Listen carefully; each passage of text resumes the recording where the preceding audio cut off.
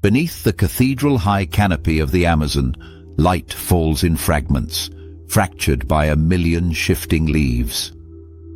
The forest floor lies in a green dusk, interrupted only by the shifting beams that filter down through gaps in the foliage. It is here, between the stillness of shadow and the brilliance of sudden light, that the first flickers appear. They are not the languid, open-winged displays of garden butterflies, but quick, surgical bursts, brief as the glint of sun off a blade. To the human eye, these flashes seem incidental, no more than the chance sparkle of sunlight on a passing wing.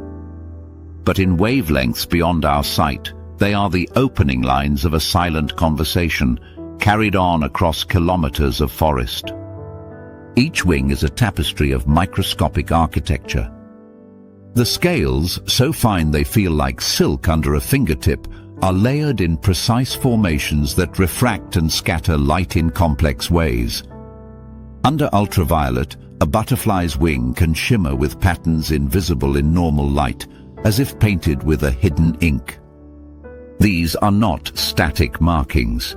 In some species, chemical changes subtly alter the refractive index of the scales, shifting how light scatters off the wing. During certain moon phases, these changes produce new ultraviolet signatures, modulating the code being flashed through the canopy. The arrangement is no accident of beauty. It is a survival tool refined over millions of years, allowing signals to pass between individuals while remaining hidden from most predators. These ultraviolet bursts function like a jungle-wide Morse code. Each flicker can be a cue for navigation, a warning of approaching predators, or a synchronization signal that aligns the activities of widely separated groups.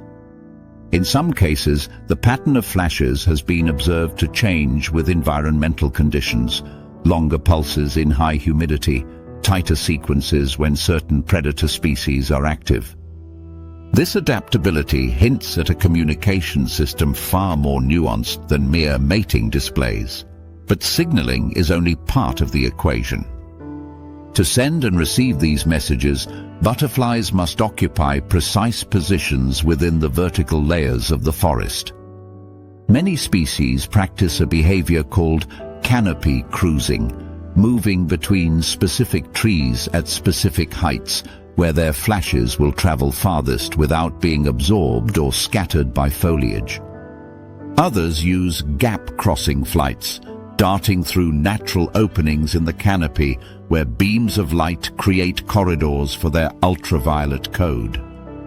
In this way, the forest itself becomes a transmission grid, its structure shaping the range and direction of the signal.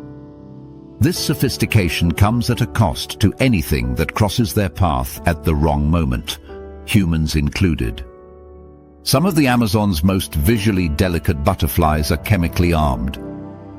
Species in the Ithomini tribe, for example, feed on plants that produce pyrrolizidine alkaloids, compounds toxic to most vertebrates. They store these toxins not only in their bodies, but also in the fine dust of wing scales that is shed in flight. Disturb a resting butterfly, and it may leave a faint cloud invisible to the eye but potent enough to irritate mucous membranes. Contact with the eyes can bring on redness, watering, and temporary blurring.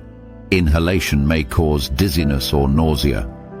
For a scientist working in a closed canopy with poor ventilation, repeated exposure over a day's fieldwork can accumulate into a more serious reaction. Their potential as disease vectors is less dramatic but more insidious. Butterflies move freely between microhabitats, their slender legs and probing proboscises contacting a variety of surfaces, from decaying fruit fermenting on the forest floor to the moist skin of amphibians resting in leaf litter. In doing so, they can transfer fungal spores, bacteria, or parasitic organisms between locations that would otherwise remain isolated. While they are not primary disease carriers like mosquitoes, Their role as incidental transporters should not be underestimated, particularly in ecosystems where pathogens can leap between species with little warning. Occasionally, conditions align to produce events that overwhelm even experienced observers, the butterfly swarm. Triggered by mass emergencies after seasonal rains or synchronized migrations toward mineral-rich riverbanks, these swarms can contain tens of thousands of individuals. In such numbers, they form a living cloud, wings overlapping in chaotic harmony. The effect is dazzling from a distance, but for those within the swarm, it is disorienting. Visibility collapses into a blur of motion. Depth perception falters as light flickers chaotically through the shifting bodies. Hikers caught in a dense swarm have been known to stumble into hazards they would otherwise avoid: root tangles, unstable ground, even the water's edge where predators lie in wait. Pilots of small aircraft have reported near whiteout conditions when encountering migrating swarms above the canopy, the sudden opacity of the air forcing emergency course corrections. Behind the beauty and peril lies the evolutionary machinery that makes it possible. The same wing structures that scatter ultraviolet light also help regulate temperature.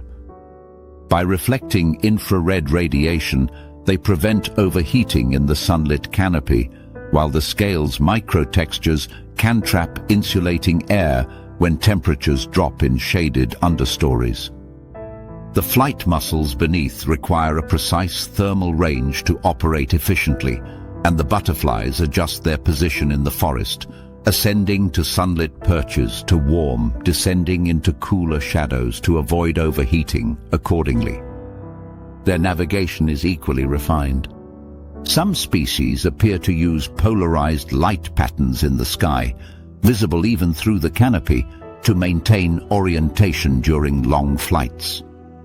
Others cue in on the magnetic field, a trait more often associated with birds and sea turtles, allowing them to turn to the same signaling corridors season after season. These abilities suggest that the ultraviolet network they maintain is not an incidental byproduct of life in the forest, but a coordinated long-distance communication system integrated into their very biology. For all their fragility in a collector's net, in the wild, these butterflies are active participants in an intricate multi-species exchange of information. To step into their world unprepared is to risk being swept into it, not as a passive observer, but as an uninvited participant. The chemical dust they shed, the pathogens they carry, the disorienting storms they form, these are the byproducts of adaptations honed for survival in an environment that never stops communicating with itself. In the end, the butterflies of the Amazon are not ornaments of the canopy. They are prisms in motion, refracting light into codes we can barely begin to decipher. They are couriers whose messages are measured in flashes too quick for our eyes, yet vital to a network that stretches from the forest floor to the uppermost leaves. Their wings carry beauty, yes, but also warnings, toxins, and a capacity for disruption that belies their delicate form. To watch them without understanding is to miss the deeper truth. In this forest, even the smallest flicker of light may be part of a signal meant for no human ear or eye, and standing in its path carries a cost. Along the slow, coffee-colored waters of an Amazonian tributary, the surface seems to sleep. Only the smallest ripples betray the current's steady push, its flow muffled by fallen leaves and overhanging branches. It is a landscape that invites stillness, until you notice that the stillness is watching you. Just above the waterline, two bronze-green eyes catch the light and hold it. A ridge of scaled brow, nostrils barely breaking the surface, and a patient, ancient presence beneath. The caiman has been here longer than you have realized, perhaps longer than you have been aware of the river itself. Their predatory reputation is well earned, but in this part of the forest they serve another, stranger role. Caiman are often found gathering in what researchers call electromagnetic hotspots, patches along the banks where the Earth's magnetic field bends subtly, where compasses drift off true and sensitive equipment, picks up irregular pulses in the very low frequency range. These sites correspond to mineral deposits and submerged geological features, but the animal's fidelity to them suggests something beyond chance. Time-lapse observation reveals that the caiman align themselves with unusual consistency, orienting their bodies in parallel or radial formations relative to the bank. Even more curious, when low-frequency pulses are detected in the water, the reptiles' heads sometimes shift imperceptibly, as if acknowledging a signal. Anatomically, the explanation is plausible. Caiman possess electroreceptive organs along their jaws, tiny pits lined with specialized cells capable of detecting the faint electrical signatures of prey. In fish hunting, this allows them to pinpoint the movement of even a motionless animal by reading the minute bioelectric fields it emits. In theory, these receptors could also pick up fluctuations in the ambient electromagnetic environment. If so, the caiman's presence at hotspots is not idle basking, it is a deliberate stationing, their bodies acting as grounding rods, stabilizing or relaying a signal that courses invisibly through the forest's other participants. To the caiman, stillness is both a hunting strategy and a physiological asset. Immobile in the water, they can regulate their body temperature with fine precision, exploiting the sun's warmth when needed or submerging to cool. They can slow their heart rate to just a few beats per minute, conserving oxygen for dives that last up to an hour. This capacity for prolonged stillness makes them perfectly suited for electromagnetic vigilance, whether or not they comprehend the broader network they serve. But the same adaptations that allow them to listen so patiently also make them formidable to humans. In ambush, a caiman can shift from absolute stillness to explosive motion in less than a second. The launch is powered by a sudden surge of muscle along the tail and trunk, propelling the animal forward in a burst that can exceed 30 kilometers per hour over short distances. Jaws slam shut with a force capable of splintering bone, and if the prey is small enough to be carried, the caiman's instinct is to drag it into deeper water before attempting to kill or consume it. Even large prey, including humans, may be gripped and drowned before a fatal injury is delivered, a strategy that minimizes injury to the predator itself. Survivors of caiman bites often find the true danger comes later. Like many large reptiles, caiman carry a dense, diverse bacterial flora in their mouths.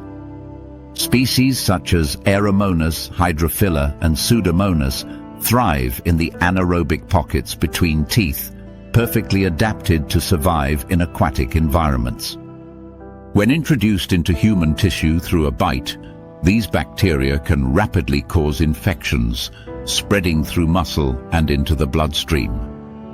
In the absence of prompt medical care, which in the Amazon can mean days of river travel, the progression to sepsis is swift and the outcome often fatal. The danger is not confined to daylight hours. At night, the reflective membrane behind a caiman's retina, the tapetum lucidum, gives them their ghostly, ember-like glow in torchlight. This adaptation intensifies their night vision, allowing them to hunt and navigate in near-total darkness. The stillness of the river at night, broken only by occasional fish strikes, can mask their approach entirely. Observers in small boats have reported the eerie sensation of being watched, only to realize that multiple pairs of eyes had been tracking their movement for some time, the caiman gliding silently alongside. The animal can close distance with almost no surface disturbance, its body angled to minimize wake, until it is close enough to strike. In the greater choreography of the hidden signal tower, the caiman's role as a magnetic sentinel provides a foundation no other species can offer. Butterflies flash ultraviolet through the canopy. Army ants map the forest floor with chemical grids.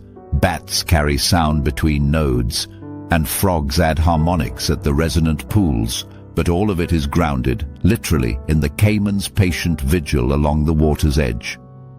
Without these living anchors, the electrical and magnetic components of the network might dissipate into the chaotic background of the rainforest's own electromagnetic noise.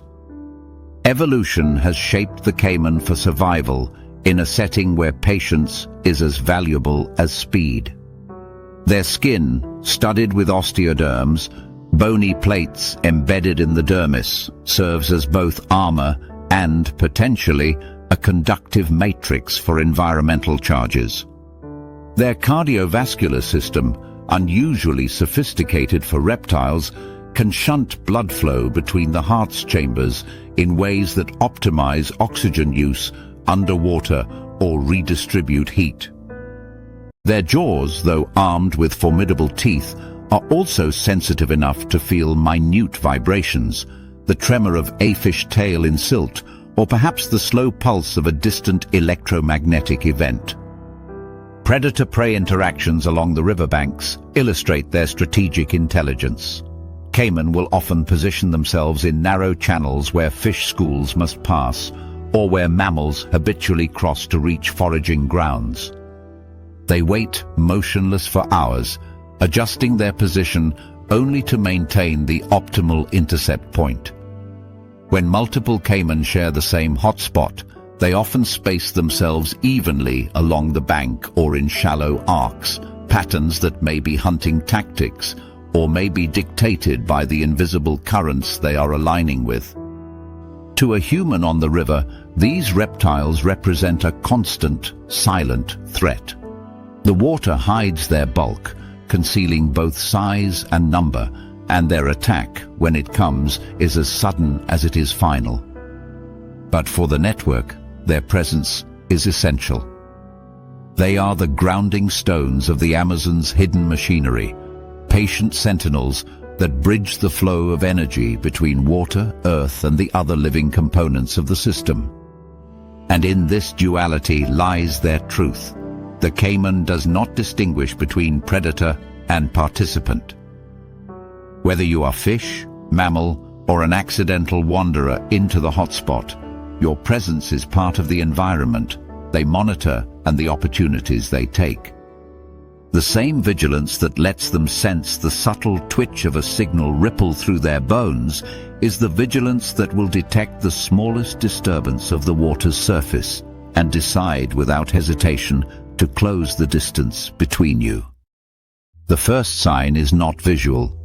It is a sound, faint at first, almost a static rustle beneath the usual noise of the forest floor. It comes from all directions, a soft but insistent churning, like dry seeds poured in a slow, steady stream. Then, as your eyes adjust to the shifting patterns of leaf litter, the source resolves. A living river of army ants, flowing with purpose and precision. This is not the wandering trail of a foraging column. These lines run straight, intersect at perfect right angles, and repeat over distances too great to be explained by chance. The grid is in motion. For most of the year, Eciton burchelli and related species follow the classic cycle of nomadic predators. They swarm outward from their temporary bivouac, an organic shifting nest formed entirely of the interlocked bodies of worker ants, consuming everything in their path. They strip arthropods from leaves, seize small vertebrates from their hiding places, and dismantle the nests of other insects with the ruthless efficiency of a demolition crew. Then they retreat to digest and reproduce, repeating the cycle every 2 to 3 weeks. But on rare and predictable astronomical dates, the swarm's geometry changes. Instead of radiating outward in the fluid, branching pattern of a hunt, the columns resolve into grid-like formations, straight corridors with measured spacing, as though the forest floor has been overlaid with an invisible blueprint. Each ant in these formations is both a participant and a processor. Chemical signals, pheromones laid down by specialized glands, mark the path, not only indicating direction, but encoding information in the intensity, composition, and even layering of the trail. The workers tap their antennae to the ground at specific intervals, tasting the chemical map, reinforcing it if the signal remains stable, or adjusting it if conditions have changed. Where two columns intersect, larger workers pause to lay down unusually dense patches of pheromone, nodes in the living grid. Other ants linger here momentarily, antennae quivering in a brief exchange before moving on, as if synchronizing their internal instructions. The sheer scale of these formations makes them visible even to aerial observers. From above, the grid appears to connect widely separated points in the forest, points that correspond with butterfly signaling corridors, caiman hotspots, bat flight paths, and frog convergence pools. In this way, the ants serve as the terrestrial wiring of the Amazon's hidden network, bridging the gaps between species that operate in entirely different sensory and environmental domains. The chemical code they carry may be a language of alignment, ensuring that each component of the system operates in time with the others. Biologically, this behavior is costly. A grid march takes the ants across open, exposed ground, where their dense formation is more vulnerable to predators like antbirds, ground foraging lizards, and even certain spiders that specialize in picking off stragglers. The lack of detours means they cannot avoid hazards as easily as they would during a hunting raid. And because they are not actively pursuing prey during much of the grid's formation, the colony forgoes immediate feeding opportunities.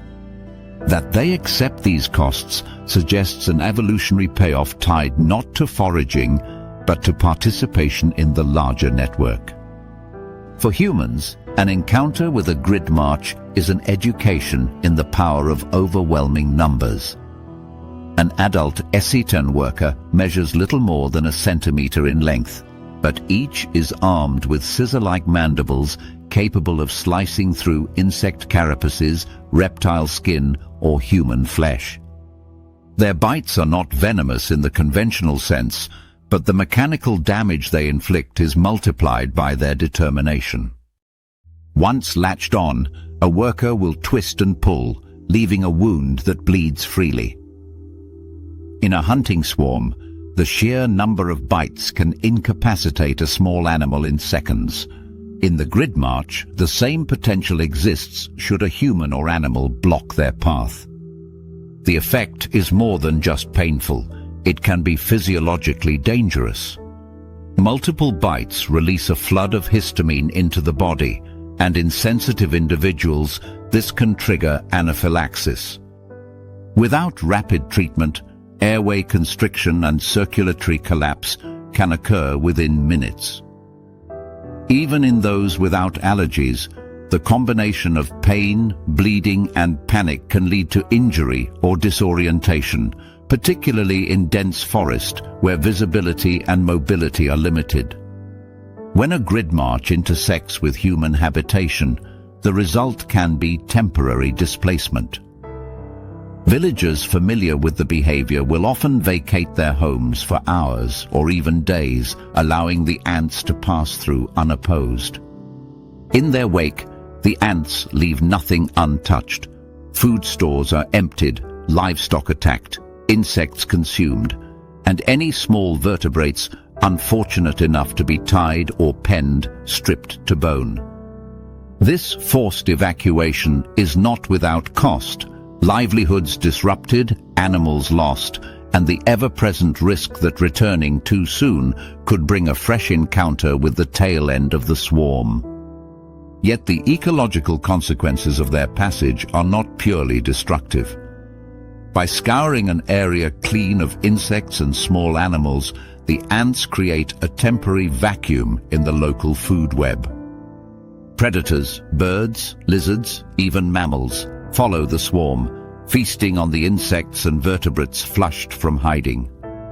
In this way, the grid march acts as both a cleansing and a redistributing force, shifting biomass across the forest and altering predator-prey dynamics in ways that may feed back into the network's larger cycles. The ants themselves are perfectly tuned for this role. They are polymorphic. Smaller workers act as scouts and trail layers, while larger soldiers, their heads disproportionately wide and armed with massive mandibles, guard the columns. They are blind, relying entirely on chemical and tactile cues, which makes their formations remarkably stable, even in the dense clutter of the forest floor. They maintain cohesion through constant antennal contact, a tactile handshake repeated thousands of times per minute across the swarm's length. To stand near a grid march is to feel the ground in motion. The forest's usual micro-sounds, the chirr of insects, the drip of water from a leaf, are subsumed by the constant rustle of moving bodies. The air carries a faint acidic tang, the pheromone trace mingling with the alarm chemicals of prey being consumed along the edges of the grid. The lines seem endless, disappearing into the gloom between trunks, reappearing moments later as they cross an open patch, then vanishing again into shadow. In the context of the Amazon's hidden broadcast, the army ants' grid patterns are the most tangible manifestation of the network's hardware. Where butterflies send light and caiman ground magnetic currents, where bats relay sound and frogs convert subsonic vibration to airborne harmonics, the ants inscribe the connections on the ground itself. Their chemical trails are not just paths, they are the physical representation of information moving through the forest, a circuit etched in living bodies. For humans, the choice when confronted with a grid march is simple: yield the ground or be forced off it. For the network, there is no choice at all. The lines must be drawn, the nodes reinforced, and the circuit completed. In the language of the forest, this is how the system remembers itself, through the steady, unbroken progress of ants moving in lines too straight, too deliberate, to be anything but part of a greater design. Night in the Amazon arrives not with silence, but with a change in the forest's frequency. The day's constant trills, chirps, and insect droning fade into the background, replaced by a subtler, layered soundscape, notes too faint or too fast for human ears to register. Above the canopy, in the narrow corridor between treetops and stars, dark shapes begin to move. They emerge in arcs and spirals, then straighten into purposeful lines. The bats have taken to the air. To most observers, bats are creatures of the hunt, echolocating predators chasing moths, beetles, and mosquitoes through the night. But the species that occupy this basin hold a more complex place in the hidden infrastructure of the forest. They are the couriers of the signal tower, airborne relays capable of detecting and emitting sound far beyond the range of any other mammal.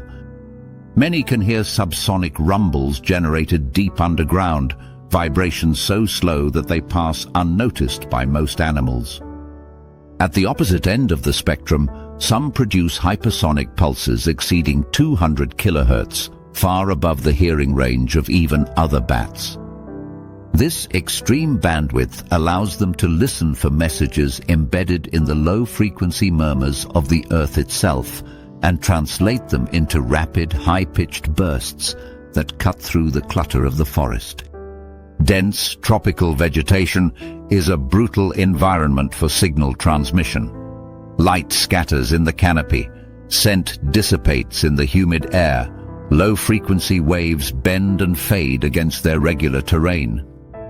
but sound in the ultrasonic range can weave between leaves and vines, its beam shape adjustable in mid-flight by subtle changes in the bat's mouth, nose and jaw position.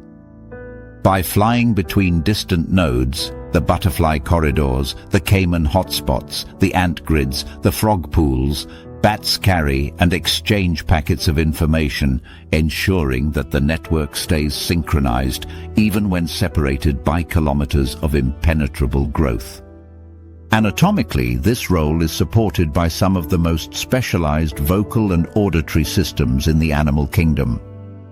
The laryngeal muscles of certain species contract up to 200 times per second, allowing them to modulate frequency and amplitude with astonishing precision. Structures in the middle ear dampen self-generated sounds so the bat is not deafened by its own calls, then release instantly to detect the returning echoes. In leaf-nosed bats, the intricate folds of skin around the nostrils act like acoustic lenses, focusing beams of sound into narrow, high-intensity cones that can be aimed at specific points in space. This directional control means a bat can broadcast to a single receiver without alerting others nearby, ideal for maintaining discrete communication in a network that may span hundreds of individuals and species. Their navigation is equally refined. Bats adjust their call structure dynamically based on the density of the environment, shifting from long-range navigation calls to rapid-fire feeding buzzes as they approach a target. Some species in this forest have been recorded altering their calls in the presence of known signal points, as though they are repeating or amplifying a message rather than seeking prey. It is this adaptive, context-driven use of sound that sets them apart from most echolocating animals and makes them effective information couriers. Yet for humans, proximity to bats carries risks far removed from the elegance of their role in the network. Rabies is the most infamous, an ancient viral disease that attacks the central nervous system, almost universally fatal once symptoms appear. Transmission does not require a large bloody bite. Even a shallow scratch contaminated with saliva can suffice. In the Amazon, vampire bats, Desmodus rotundus, feed on the blood of mammals, including humans, often without waking their host. Their saliva contains anticoagulants and mild anesthetics, allowing them to lap blood for several minutes without detection. While not all vampire bats carry rabies, the risk is significant enough that in some regions, communities organize regular vaccination campaigns for both people and livestock. There is also the danger of histoplasmosis, a respiratory disease caused by inhaling the spores of Histoplasma capsulatum, a fungus that thrives in nitrogen-rich environments like bat guano. In large roosts, tree hollows, cave entrances, even the sheltered undersides of bridges, the concentration of spores can be high enough to cause infection after a brief exposure. The disease can be mild and self-limiting, but in severe cases, especially in individuals with weakened immune systems, it spreads beyond the lungs, damaging the liver, spleen, and other organs. For field researchers, entering an active roost without protective equipment is as hazardous as walking into a cloud of invisible airborne glass shards. Then there is the risk of aggressive swarming. While bats are not naturally inclined to attack humans, disturbing a roost can trigger a chaotic exodus. Thousands of individuals may erupt into the air at once, their wings beating in disorienting waves. In such tight quarters, collisions are almost inevitable, and a startled bat will bite defensively if it makes contact. In confined spaces, the combination of noise, motion, and physical impact can induce panic, dangerous when it causes people to fall, drop equipment, or flee into hazardous terrain. Predator-prey dynamics further intertwine bats with the larger ecosystem. Owls patrol the canopy edges for unwary flyers. Snakes lie coiled in the rafters of hollow logs and caves, waiting for returning bats to pass within striking range. Even large predatory insects, mantises, giant centipedes, have been known to seize juveniles in moments of inattention. This constant threat environment forces bats to vary their flight paths, creating an unintentional redundancy in the network. Messages are carried along multiple routes, ensuring that a single predation event does not sever the connection between nodes.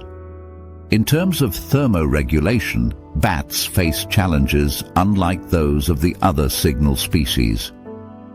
Flight is energetically expensive, and the small body mass of most bats means they lose heat rapidly in cooler night air. To counter this, some enter a state of torpor between foraging bouts, reducing their metabolic rate until environmental conditions become favorable again. Others cluster in roosts to share body heat, a behavior that also facilitates the exchange of information between individuals, as close contact allows for the transfer of scent-based or ultrasonic cues that might be missed in open flight. For the human observer standing in the forest at night, the bat's activity is almost entirely invisible without technology. A handheld ultrasonic detector will translate their calls into audible clicks and chirps, revealing a constant, layered dialogue above and around you. Without such a device, the presence of bats is felt only indirectly, in the sudden absence of moths around a light, in the brief brush of air as a wing passes within arm's length, in the shifting patterns of nighttime insect song as predators move through. In the architecture of the Amazon's hidden broadcast, bats are the high-speed data carriers, linking disparate realms of the network through the air. Where butterflies and ants work close to the ground, where frogs and caiman anchor the system to earth and water, bats operate in the open corridors of night, where speed, agility, and spectral range give them unmatched reach. But their role comes with the same truth that governs all in this forest. Participation does not preclude predation. A human who wanders too close to their domain without understanding the risks may find themselves not just an observer, but an unwitting recipient of a very different kind of transmission, one measured not in frequencies and pulses, but in the slow, silent progress of an infection. In the remote depths of the Amazon, there are bodies of water that exist outside ordinary geography. They do not form along the predictable meanders of rivers or in the open expanses where sunlight has the strength to touch the surface unbroken. These are shadowed basins, sealed beneath layers of canopy so dense that midday feels like twilight. The air here is heavy and saturated, holding the stillness of a place seldom visited even by the wind. The pools themselves appear unremarkable at first glance, dark, opaque water, ringed by ferns and buttressed roots. Yet for those who wait long enough, an odd sensation emerges, a vibration felt more than heard, rising through the soil, pressing faintly against the skin. It is as if the earth itself is humming. The signal begins far earlier than the human eye would notice. Weeks before the pools come alive, frogs across the surrounding forest begin to change their behavior. They shift territories, abandon established shelters, and take up slow, deliberate migrations toward these hidden sites. The journey is not linear. Individuals pause for days in one location, then travel quickly for hours before stopping again, as though moving in response to an unseen clock.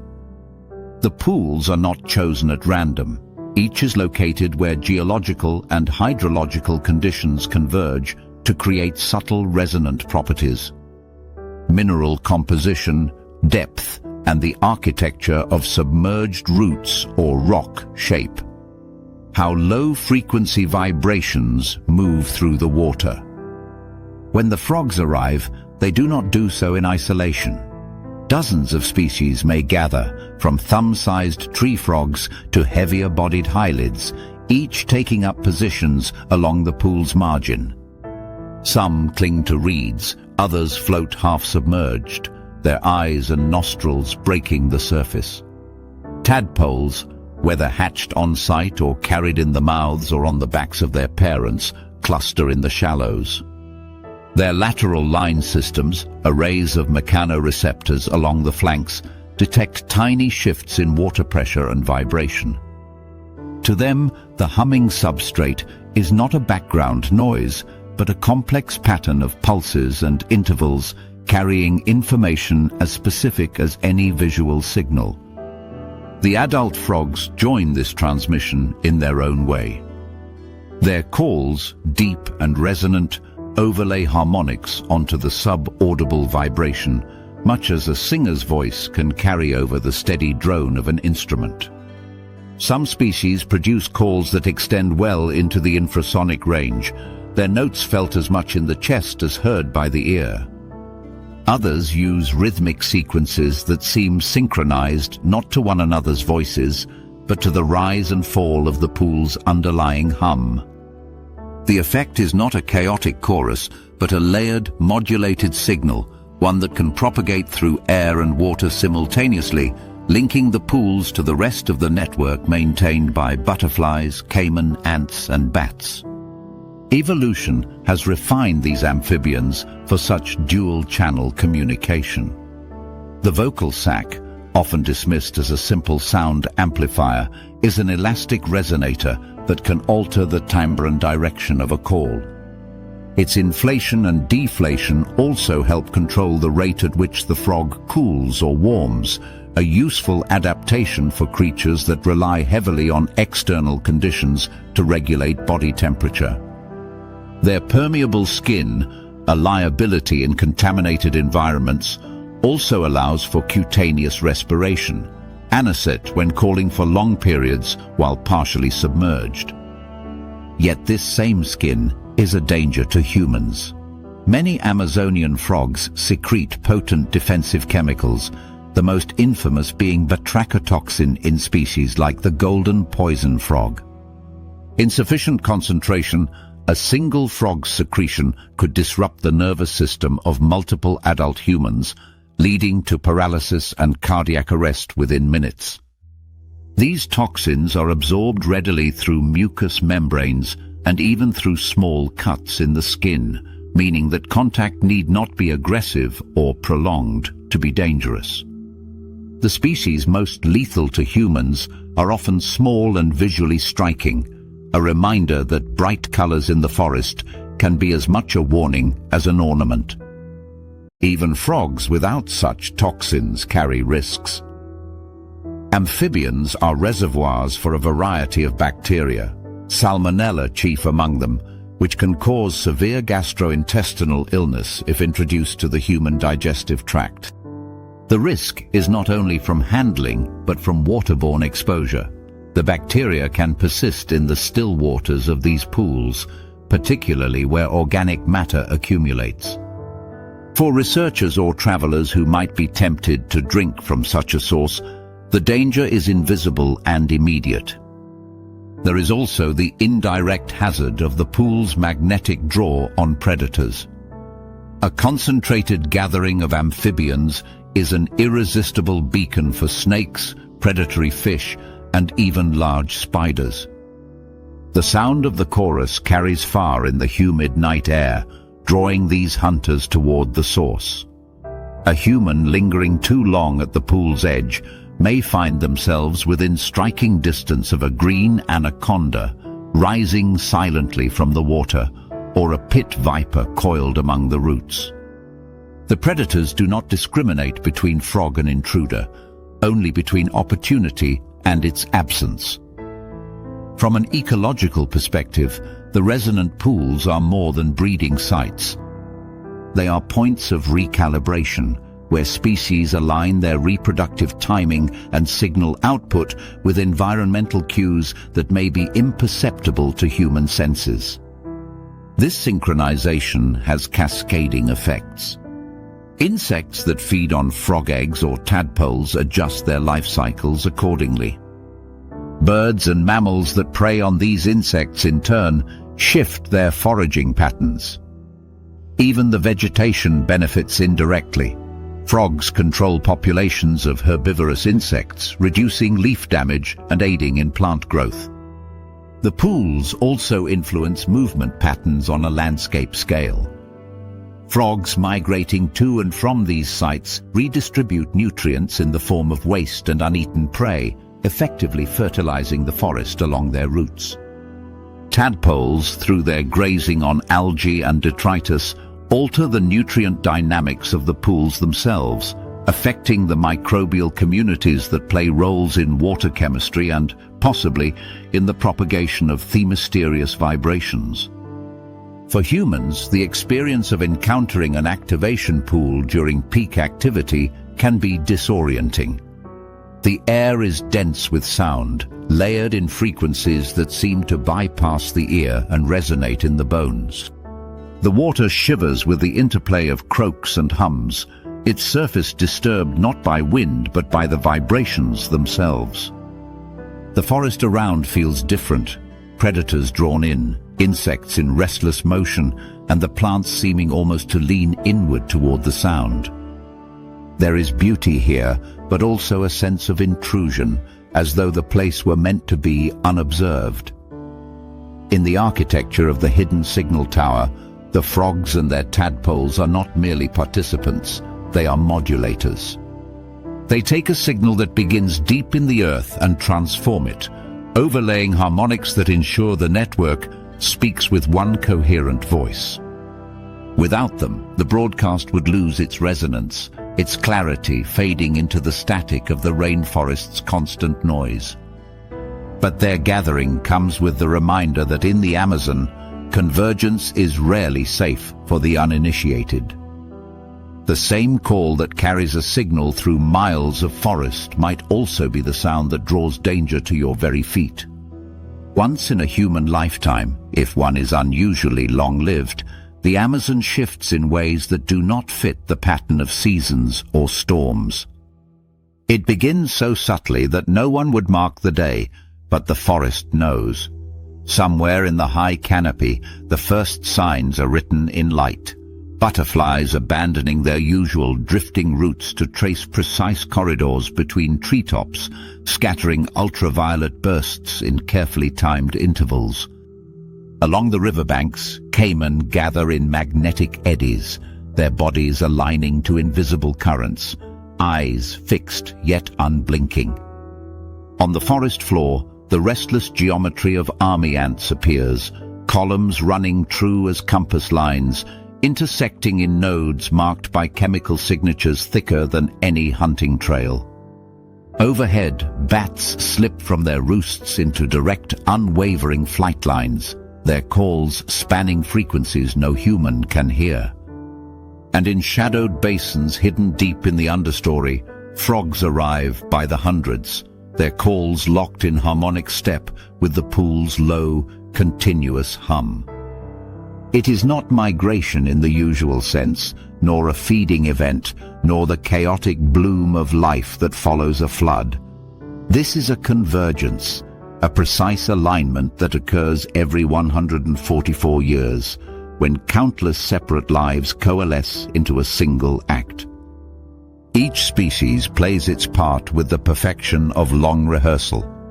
The butterflies scatter light, their ultraviolet codes skipping from leaf to leaf, forming aerial beacons that fix positions across the canopy. Caiman ground the network in the Earth's magnetic bones, stabilizing the faint pulses that might otherwise drift into background noise. Army ants inscribe the forest floor with chemical circuitry, their pheromone trails mapping the exact spatial relationships between every active node. Bats become the high-speed couriers, stitching the spaces between these points with bursts of sound that carry both near and far. Frogs close the loop, turning the Earth's subsonic murmur into harmonics that resonate through air and water alike, locking the entire system into phase. At its peak, the network behaves less like a collection of animals and more like a single organism. Signals pass from node to node without loss, moving across sensory modes and physical mediums as if they were interchangeable. A burst of ultraviolet light becomes a shift in magnetic field, becomes a coded pheromone, becomes an ultrasonic pulse, becomes a note in a frog's call, and back again. Instruments placed at different points in the system would register perfectly synchronized peaks, a broadcast spanning light, scent, vibration, and sound, all riding atop the deep, slow thrum of the forest's geological heart. Where the signal goes is unknown. Part of it is driven downward, into the rock and water table, riding on conductive mineral veins and the shifting tides of the molten core. Part radiates upward, slipping past the canopy in wavelengths too short or long for the air to easily scatter, perhaps reaching into the upper atmosphere or beyond. Some speculate it is a periodic calibration, a kind of system check for an ancient biological machine. Others argue it is a call outward, an invitation or a warning, to something that has been listening far longer than humans have been able to hear. For the animals, the convergence is as natural as breathing, though costly. The density of activity concentrates predators and competitors alike. Butterflies flying in tight corridors are taken in huge numbers by birds and bats, not part of the network. Caimans surrender their usual stealth to hold in exposed positions. Ants lose valuable hunting days to grid formation. Bats burn extra energy in long, straight flights. Frogs draw every snake, spider, and fish in range to the activation pools. Yet the behavior persists, unchanged across centuries, suggesting that whatever purpose it serves outweighs the survival of any single participant. For humans within the convergence zone, the hazards compound to a level the forest rarely delivers all at once. The air can grow heavy with butterfly scale dust, carrying plant alkaloids potent enough to irritate lungs or blur vision. The ground may be seized by the tide of an ant grid, stripping away anything living in its path. Riverbanks turn dangerous as caiman, already primed by heightened sensitivity to the network's pulses, react to any movement in the water. Nightfall brings dense bat traffic, with collisions, defensive bites, and the unseen risk of rabies or fungal spores in guano-rich roosts. Around the pools, the chorus of frogs can mask the approach of predators, while direct contact with some species' skin toxins can be fatal in minutes. Environmental instability follows in the wake of such concentrated activity. Swarms of insects flushed by ants spill upward into the air, attracting flocks of birds that crash through the canopy in frenzied feeding. Caiman strikes drive fish into dense schools that churn the water, eroding riverbanks and clouding channels with silt. Frogs shift predator distributions, pulling snakes and wading birds into territories they rarely occupy. Nocturnal predators cross into daylight ranges, emboldened by the abundance of prey, and diurnal hunters extend their activity into twilight. The usual patterns dissolve, replaced by a transient, hyper-connected chaos. Survivors of accidental entrapment in a convergence zone, few though they are, describe the experience in terms as much psychological as physical.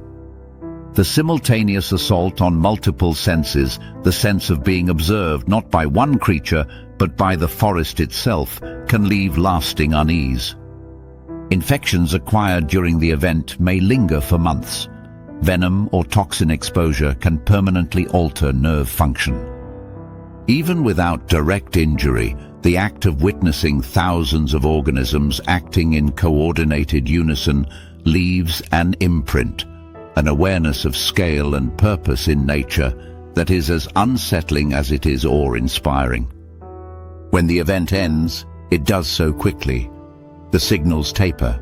The ants dissolve back into their hunting columns. The butterflies scatter to feed.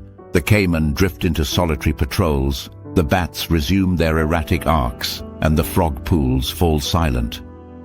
The network disassembles, its components returning to the rhythms of hunting, breeding, and migration.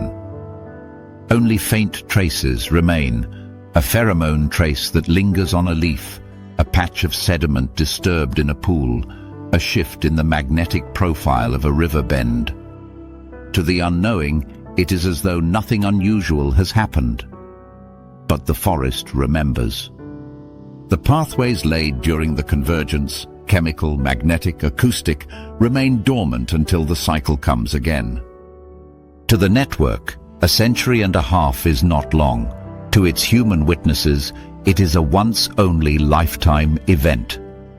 And if the broadcast is meant for something beyond the forest's borders, then it is a message sent with the patience of deep time, in a language built not of words, but of the combined voices, signals, and bodies of an entire ecosystem. In the end, whether it is a check-in, a summons, or something more complex, the convergence is a reminder of a truth that often escapes human notice. The Amazon is not just a place of life, it is a system of connection. Its components may look separate, but in the right moment, under the right conditions, they can act as one, transmitting a signal vast enough to span the Earth's depths or leap into the stars, and dangerous enough to consume anything caught unaware within its reach.